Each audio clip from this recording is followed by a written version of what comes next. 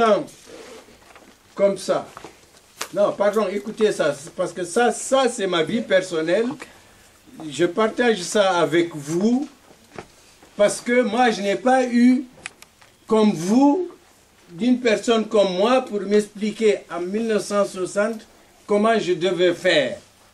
Donc, cette question de quelqu'un qui quitte son pays, qui est content de quitter son pays pour venir habiter dans un autre pays qu'il a choisi, et que à partir d'un certain nombre d'années où on est là, on ne sait pas si on est de ce pays-là, où on doit retourner chez soi. Ça, c'est la maladie qui peut vous arriver à chaque jour, jusqu'à ce que vous ayez mon âge si vous restez ici ou si vous rentrez dans votre pays. Donc, cette question, comment vivre son déplacement d'un pays qu'on a quitté et où on ne peut plus avoir un espoir de retourner, mais on ne sait pas qu'on n'a pas cet espoir-là, ça, il faut y penser chaque jour. Oui. Est-ce que vous êtes déjà retourné dans votre pays? Je n'ai pas entendu. Est-ce que vous êtes retourné, au bout de combien d'années vous retournez dans votre pays?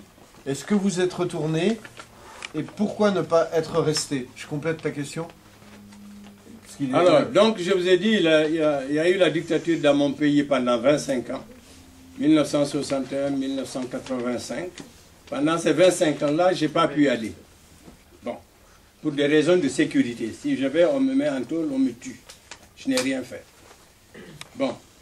Donc pendant les 25 ans, je ne suis pas parti. Quand le dictateur est mort, je suis rentré. Parce que les militaires ont arrêté tous ceux qui nous avaient exilés. Ils les ont tués eux aussi.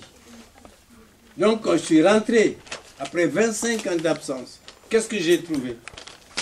J'ai trouvé un pays fatigué, un pays ruiné. J'ai trouvé que dans ma propre ville, dans ma propre famille, ceux qui avaient échappé à la prison, ils sont dans une situation matérielle, ils sont pauvres, ils sont misérables, ils ont peur. Bon. J'ai vu que mes copains avec lesquels j'ai été à l'école, donc qui faisaient partie de ma vie, ceux que je connaissais, ces copains-là, la majorité, on les a tués. Ceux qui sont restés et qui ont échappé à la prison, ils ont été torturés, ils ne peuvent plus rien faire. Ils ont vieilli. Bon, je dis maintenant, si moi je rentre dans ce pays-là, tous ceux que je connaissais, qui pouvaient m'aider, à qui je peux parler, etc., ils ne sont plus là. Mais si j'ai un problème, chez qui je peux aller pour chercher une solution? J'ai vu que je n'avais plus personne. Donc mon vrai pays à ce moment-là, c'est devenu la France, c'est devenu la Côte d'Ivoire.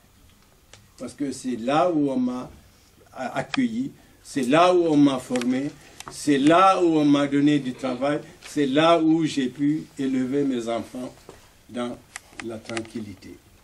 Donc ça c'est le bagage que j'ai, et c'est ce bagage que moi j'ai voulu partager avec vous.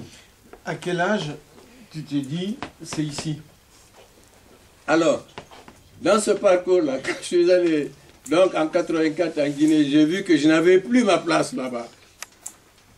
Ça fait mal. Bon, mais je suis revenu à Paris. Alors, à Paris, j'ai découvert deux choses. Mais c'est après mon retour dans mon pays d'origine, que j'ai découvert les deux choses. La première chose que j'ai découverte, j'ai dit, bon, au fond, à Paris, ici, j'avais vécu pendant 10 ans. J'étais médecin à Rambouillet et tout ça. Je ne m'occupais pas des Français.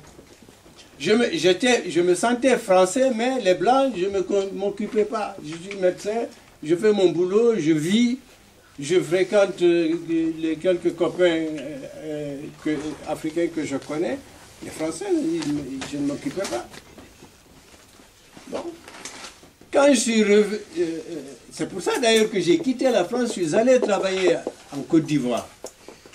Quand je suis revenu, donc après 1984, j'ai eu un poste à Melun, où j'étais médecin de santé publique. Et là, j'ai commencé à regarder les Français. D'abord ceux avec lesquels je travaille. Ensuite, j'ai fait connaissance avec mes voisins. Dans mon palier, on est 4 appartements. Donc, je suis allé frapper à leur porte. Je me suis présenté. Je dis, bon, voilà. Bon. Et puis, j'ai commencé à vivre. Ah! Là, j'ai vu que voilà un pays